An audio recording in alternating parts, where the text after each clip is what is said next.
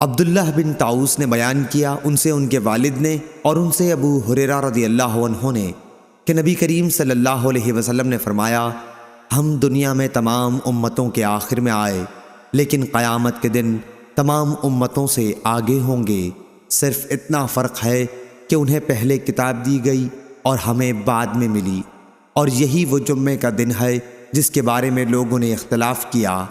یہودیوں نے تو اسے اس کے دوسرے دن ہفتے کو کر لیا اور نصارہ نے تیسرے دن اتوار کو۔ صحیح بخاری حدیث نمبر 3486۔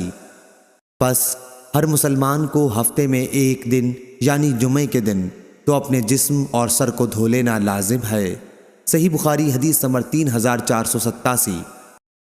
عمرو بن مرہ نے بیان کیا، انہوں نے کہا کہ میں نے سعید بن مسیب سے سنا، آپ نے بیان کیا کہ معاویہ بن ابی سفیان رضی اللہ عنہ نے مدینے کے اپنے آخری سفر میں ہمیں خطاب فرمایا، اور خطبے کے دوران آپ نے بالوں کا ایک گچھا نکالا اور فرمایا، میں سمجھتا ہوں کہ یہودیوں کے سوا اور کوئی اس طرح نہ کرتا ہوگا، اور نبی کریم صلی اللہ علیہ وسلم نے اس طرح بال سنوارنے کا نام الزور، فریب اور جھوٹ رکھا ہے۔ آپ کی مراد وصال فی الشعر سے تھی، یعنی بالوں میں جوڑ لگانے سے تھی، جیسے اکثر عورتیں مصنوعی بالوں میں جوڑ لیا کرتی ہیں۔ آدم کے ساتھ اس حدیث کو غندر نے بھی شعبہ سے روایت کیا ہے۔ صحیح بخاری حدیث نمبر 3488۔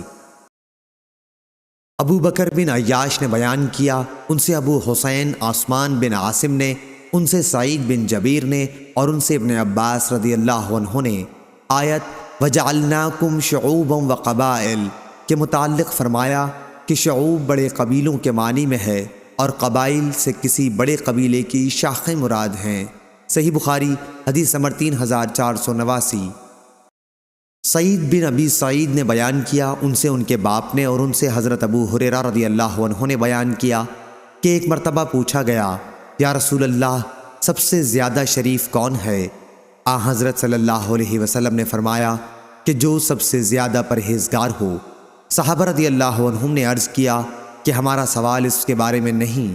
اس پر آپ نے فرمایا کہ پھر نسب کی روح سے اللہ کے نبی یوسف علیہ السلام سب سے زیادہ شریف تھے۔ صحیح بخاری حدیث نمبر 3490۔